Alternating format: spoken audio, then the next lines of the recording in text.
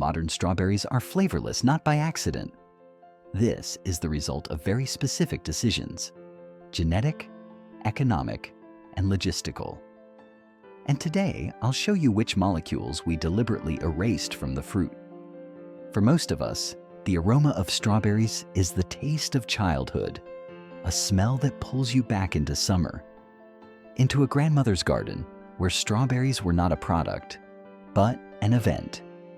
But buy strawberries in a modern supermarket, and you'll encounter a strange artifact. They are perfectly red. They sit flawlessly in plastic for weeks. But they are silent. They have no voice. They have no flavor. The strawberries our grandparents remember, the kind whose scent made your mouth water from 10 meters away, are almost gone. We didn't lose a variety. We lost biochemical complexity, a complexity shaped by evolution and ruthlessly stripped away by the logic of the global market. This is the story of how a fruit, once a symbol of the first warmth of summer, became a tasteless carrier of sugar, and how beneath its sweet surface hides a bitter lesson about the true cost of abundance. It didn't begin in a garden bed. The ancestor of all cultivated strawberries, musk strawberry and Chilean strawberry, was a quiet, secretive organism. Its berries were small, its yields were poor, but its aroma was nuclear, compressed into a tiny fruit like perfume sealed in a vial. That aroma was not a pleasant bonus. It was a complex chemical language designed by evolution to communicate with the world. Some volatile compounds called pollinating insects from kilometers away. Others repelled fungi and pests. Others still signaled perfect ripeness. Each berry was a unique biochemical passport of its bush, its soil, its sunlight, its water. In the 18th century, when French officer Amédée François Fraisier carried 5 frail Chilean strawberry plants across the Atlantic, he wasn't transporting just a plant. He was carrying a genetic cipher of flavor, one that was about to collide with European rationalism. The first great compromise was made for size. By crossing the delicate Chilean strawberry with the resilient Virginian one, breeders created the great-grandmother of the modern strawberry, the garden strawberry Fragaria times Ananassa. It was larger than its wild ancestors, yet it still carried an echo of forest aroma. Then the race began, a race toward an ideal, defined not by taste, but by logistics, size and shape. The berry had to be large, more mass per unit, uniform, easy to pack. Perfectly conical, so it could lie tightly in a plastic container without bruising. Firmness. It had to survive a 1,000-kilometer truck ride, loading and unloading, and a full week on a supermarket shelf. Soft, juicy, delicate fruit was classified as defective. Color. A deep uniform red, even inside. A pale tip or a green shoulder repelled the buyer. Shelf life.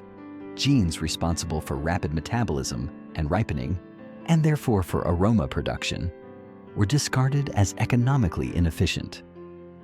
We traded flavor for transport endurance. We gained form stripped of content. The taste of old strawberries was never a single signal of sweet.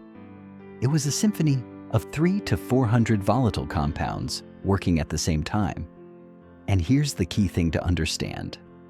This is not scientific exoticism, not chemistry for laboratories. These were the molecules that made you go, before your brain had time to explain anything.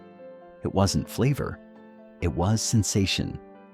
The key players that have almost disappeared from industrial varieties, methyl anthranilate.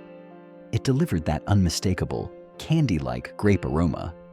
The smell of childhood in old jam jars, gamma-decalactone. It created creamy peach-like notes, giving the taste volume, roundness, and a velvety depth. Complex esters and terpenes. They were responsible for green, floral, herbal accents, the elements that balanced sweetness and added freshness and dimensionality. The modern strawberry bet everything on a monoculture of taste, sugar. and water. Breeding did increase fructose levels. That part is true. But it killed the aroma carriers.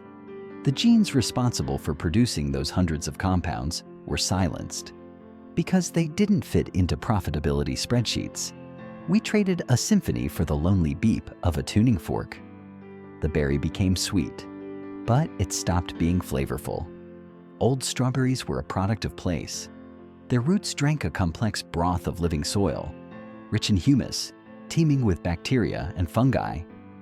These microorganisms entered into symbiosis with the plant, helping it synthesize those very same unique aromas. Flavor was born at the intersection of root and earth. Modern industrial farming works differently. Most strawberries today grow in hydroponics or sterile peat substrates. The plant receives a perfectly balanced but minimal cocktail of NPK, nitrogen, phosphorus, potassium, plus a few trace elements. It grows fast, it produces mass, but it has nowhere to source the raw materials for complex flavor chemistry. It's like a musician fed with exact calories, but never handed an instrument. The soil that once acted as a living reactor of taste has become an inert stand. Strawberries lost their terroir, the bond between flavor and land. The modern industry has learned to deceive our most important indicator, vision. In nature, the color red signals the peak of sugar accumulation. But today, breeders have created varieties that turn bright red long before they are actually ripe. You see a perfect fruit. Your brain sends the signal, this is sweet. You take a bite and feel acidic crunch. This is biological betrayal. We created a product that looks ripe, but functionally is an unripe vegetable. We turned strawberries into scenery, objects that learn to lie to our instincts. The market knows we long for that flavor, and it offers substitutes. Flavorings. Natural strawberry flavor in yogurts, candies, and jellies is often a laboratory reconstruction of just 3 or 4 key molecules out of the original 400. A cardboard stage set standing where a cathedral once was. Nostalgia marketing. Packaging styled like grandmother's jam.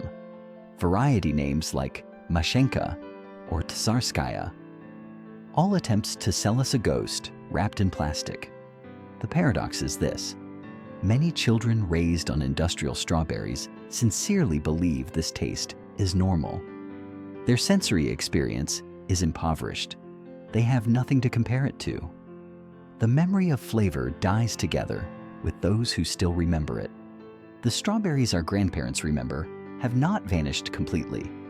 They are surviving on abandoned dachas in the collections of obsessive breeders who grow heirloom varieties not for yield, but for aroma.